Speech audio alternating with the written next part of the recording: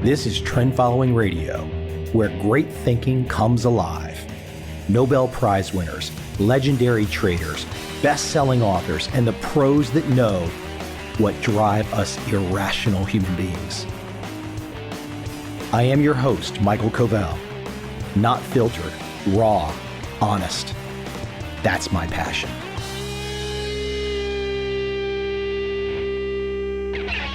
You know, sometimes you turn on a video or a podcast and it takes so long to get started that you want to turn the damn thing off. Here's the deal. The biggest problem in the world right now, given all the issues that we face, there are too many. I said it. Sounds a little vulgar?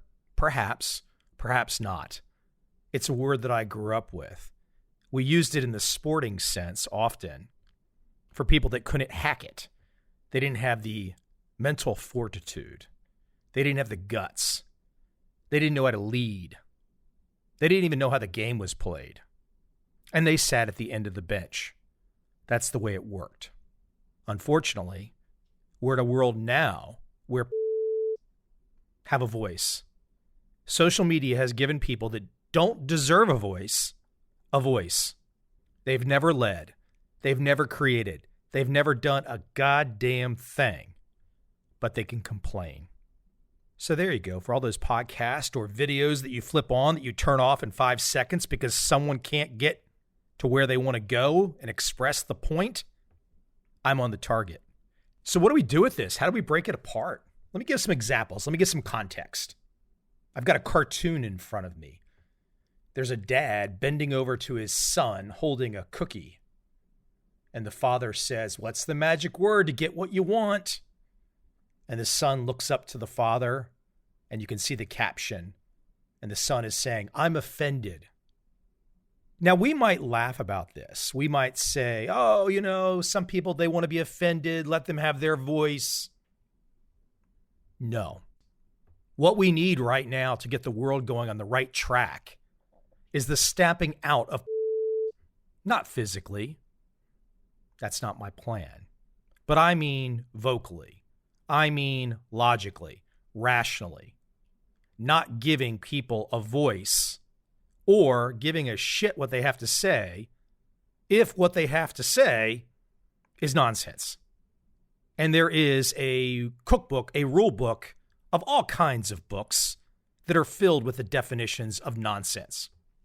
But we have reached this point in the middle of the COVID pandemic where every voice counts.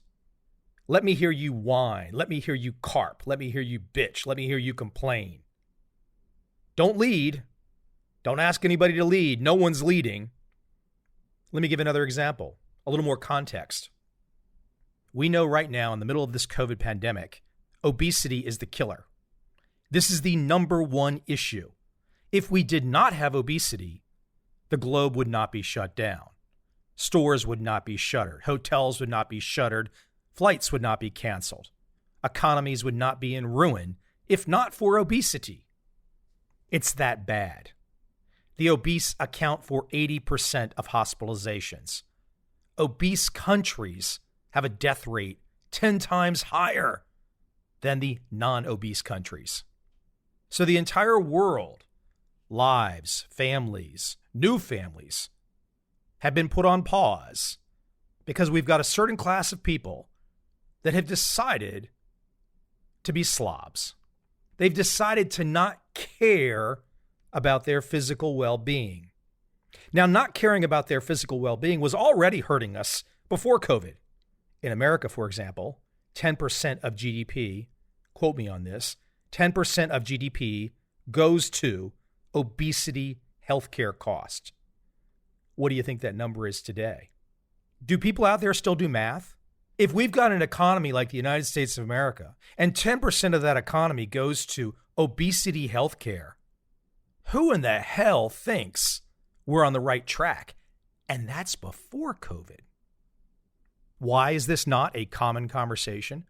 Because there are too many on the planet. Too many people afraid of hurting feelings. Well, guess what? When I look around and I see the shop that's been killed off, when I see the restaurant that's been killed off, not because that owner or that operator did something wrong, but because there's a pandemic, and that pandemic is racing onward because of obesity, damn straight I'm coming for the jugular. I'm coming for your heart. Because this is the conversation right now. It's not about vax versus unvax. It is the non-obese versus the obese. Look, I've got friends and family that would fit the definition of obesity, but that doesn't matter because you have to speak the truth. Let me give another example for context. I saw a meme recently. It said, I don't even see politics anymore. I just see liars, cheats, thieves, creeps, actors, fools, psyops, tyrants, and humiliation rituals. Exactly. There's no leadership. And until the strong stand up, the strong that built society, the strong that built communities, until the strong stand up and say enough, my friends, ladies and gentlemen, you must have the gut feel by now that something dreaded is coming. And I'm not talking about COVID. I'm talking about economic dread. We cannot keep the global economy shuttered. Small businesses shuttered. Everything killed across the planet. Now it's happening at differing levels in different countries. But here's another example for context. I happen to be in Southeast Asia today. I happen to be near Bangkok. Before COVID, Bangkok's airport was the busiest airport in the world, ahead of London. Perhaps you did not know that. What do you think Bangkok's tourism industry is like today? Down 100%? Exactly, down 100%. Am I far off in that estimation? Probably not. Maybe it's down 99.98%. Now you might be saying to yourself, I don't give a shit about Bangkok, Mike. Well, you should. Because if you go around this planet and you look at each city and each business in each city, and you think about the economic starvation that's going on right now, and you multiply it and you compound it and you keep pushing and pushing and pushing, while at the same time, central banks attempt to keep equities at all-time highs to pretend that everything is okay. At the same time, various countries have their slow rollouts and their slow openings. We have vax versus unvax debates. In fact, now we have vax and unvax hating each other. The system wins again, right?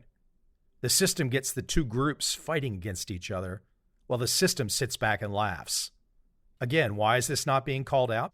Too many people, as long as they get their money deposited into their account, however in the hell and however in the where it comes from, they don't care. We have lost a certain sense of morality. We have lost a certain sense of ethics. It's down the pisser. And if you don't think that's true, you're a fucking idiot. That sounded a little intense. Well, it should be a little intense. That's where we are. Now you might be saying to yourself, Mike, I come to your podcast only to hear about trend following. Don't give me that shit. I've been doing this podcast for almost 10 years. There's a lot of variety on this podcast. I give my opinion, unvarnished. That's not new. I also do interviews. That's not new. I talk about trend following. That's not new. But you know what? When it's go time, and right now it's go time, and when I'm pissed off, and I am pissed off, you should be pissed off. People, good people, smart people have to stand up and do something better. Now, just so this is not considered a rant today, of course, it's a little bit of a rant, I have a proposal that I want to put out. And I'm going to work towards trying to make this happen. I want a forum. And I think there'll be enough people that want to hear and want to listen to this type of forum that it will work. Now, it might not be a lot of people initially, but it will grow. Because what I want to do is unique and is not done anywhere else. I want a legitimate debate and legitimate discussion. But here are some of my rules. First off, transparency. No bullshit. The people that I want to be a part of this debate have to have put themselves out there in some capacity. They started a business. They are at some level of government. They have written books. They have a long podcast. They've done something that gives us all a chance to see they have a track record in thought leadership. How do I want those conversations to go down? I want both sides, whatever the both sides are. But here's the deal. I don't want to have a side in this new format that gets to protect itself.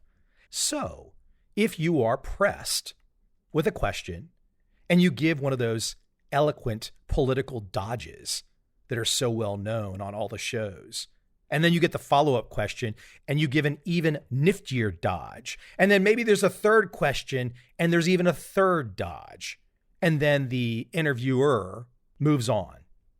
I don't want any more of that shit. I want to go for the juggler. Meaning, if we're talking and I'm pressing you or you're pressing me, there's nowhere to hide. We get to the end of it. Now, I'm not looking to have straw man arguments. I'm not looking to have ad hominem arguments, meaning this is not name calling, and this is not changing the direction or throwing up some mystery and some big secret to confuse people. No, that's not what I'm after. I want to get to the heart of the matter. So if you're being pressed, you don't get a chance to run away. You don't get a chance to avoid the question. You don't get a chance to avoid the pressing question. This is where we have gone wrong, because the have created a situation where they can hide behind their team. They can hide behind their philosophy. So they're never pressed on anything. They don't have to be. That's a shitty world. And that's what we've created. And that needs to come down. It needs to be destroyed. That type of arguing with people that never get to the heart of the issue. I want to absolutely give it my best shot to rip it apart, to stamp it out, to burn it to hell, because it's ruining the world. For example, now immediately some of you are going to get triggered. I don't give a shit. I saw the President of the United States come out recently, and he said his number one goal is to protect the vaccinated from the unvaccinated. You'll say, oh, he's the president. He can say what he wants, and it must mean something else. No, none of that shit. In the conversational world that I imagine, the follow-up question is to the President of the United States, Mr. President, why do the vaccinated need to be protected from the unvaccinated? How in the fuck that question is not asked every day of the media tells you everything you need to know about the media. It's all a scam. Unless, and maybe this is true, unless the definition of vaccination has changed. It used to be, if you were vaccinated, you were protected. Clearly today, in this case, in the COVID use case, if you're vaccinated, you're not protected. It's all one big dog and pony show put on by. What I imagine is an ongoing dialogue amongst people that are willing to be challenged, not people that get to hide, again, behind their team, because that's useless. And my hope, my prediction would be that if something like this could get going, it would get popular. Because if you could turn on a show where people are not insulting each other, okay, you're going to say to yourself, Mike, you're calling people. I am. This is the marketing pitch for what I want to do. But I don't want to have a show where I look at somebody and say, oh, you're a. That's useless. That's pointless. That does nothing. That's not my objective. I'm pissed off today. And when you're pissed off, you got to talk the truth. But for the show that I'm imagining, it's not two people calling each other names. But it is two people or three people or a group that is not allowing each other to escape. Not to escape with some bullshit excuse or hide behind your team. That's what I don't want. So when the President of the United States says his job is to protect the vaccinated from the unvaccinated, there's a follow-up question. And if he gives a dodge, there's another follow-up question. And you keep following up until he says uncle. Because if he's not going to give the answer, If he's going to lie, then you keep pressing until that point in time. That's what I want to see in conversation. If somebody wants to do it to me, I don't care. Bring it on. This has got to be transparent. This has got to be open. If it's not, we are going to be in some dystopic, insane, regulated headspace in short order, all managed by QR codes. Kind of funny that the guy that was banned off social media in the last couple of years, the crazy man down in Austin, Texas, that screams a lot, the man who's been saying all this stuff for 10 years, looks like he's kind of right, doesn't it? I'll give you another example. On my phone right now, I'm looking at a image, a big poster in a department store. It is a table filled with blue jeans, and the poster has on it an overweight woman, clearly overweight, and the headline says, super skinny. So not only have we changed the definition of vaccination, we've changed the word skinny. These are the types of things that I want to rip apart. I want to absolutely destroy the misinformation campaigns. Now, somebody might say, and they did say, Mike, you don't get it. Those are skinny jeans. They're not trying to say that woman is skinny. I say bullshit. People sat down in a boardroom or an office and they planned to have a poster with an overweight woman with the phrase skinny on the poster. The subliminal message, she's skinny. It was done on purpose. I'm sure they had Bob Cialdini's books on their desk. That's no knock against Bob Cialdini. That's high praise to his ability to teach people persuasion. But if you make enough posters with people that are overweight, and across that poster, you put the word skinny, guess what? Eventually, people will start to think the overweight person is skinny. And guess what? I'm sure we're already there. This is what I want. Again, I do not want to have a match of getting on a podcast or an interview or a group discussion where people are calling each other names. And you can re-listen to this podcast and you can say, Mike, you're a hypocrite. No, I'm not. I'm calling what's going on right now with certain individuals that are pushing forward this agenda of absolute misinformation. And the people that are accepting the misinformation, they are indeed. I'll give another example to put that in context. A meme based on the film The Matrix. And a little bald girl is looking at Keanu Reeves and she says, do not try to teach the Karens that lockdown was a mistake. That's impossible.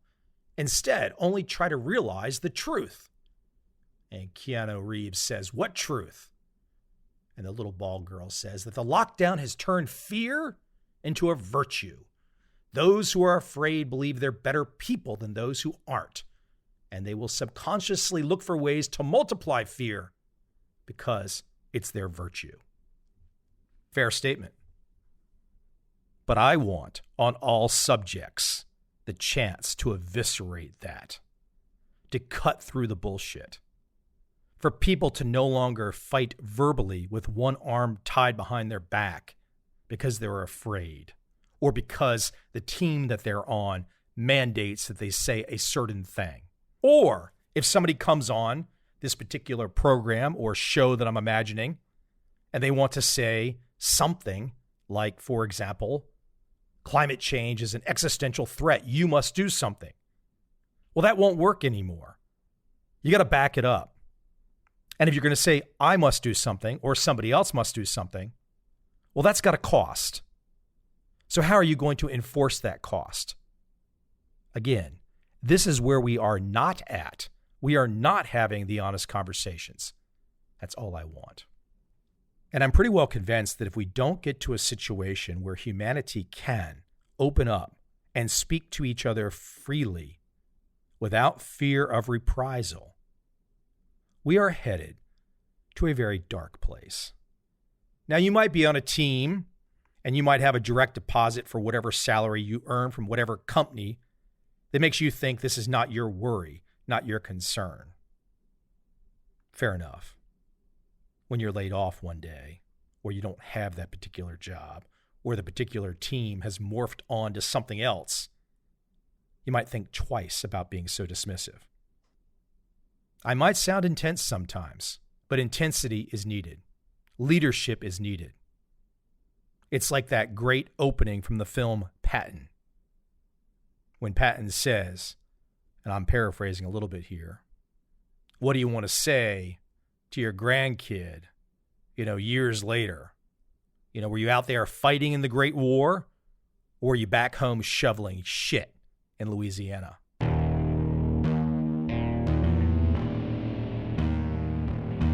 I see a time when those awake will understand how to make money in up, down, and surprise markets. Whether new trader or experienced, college student or financial advisor, protecting against a crash or just trying to make a lot of money, trend following offers everyone an answer in uncertain times. To get started immediately, send me an email, michael@covel.com. I will send you the right trend following steps to take along with my free video. But if you want to buy and hold, trust the government and trust Wall Street, this is absolutely not for you.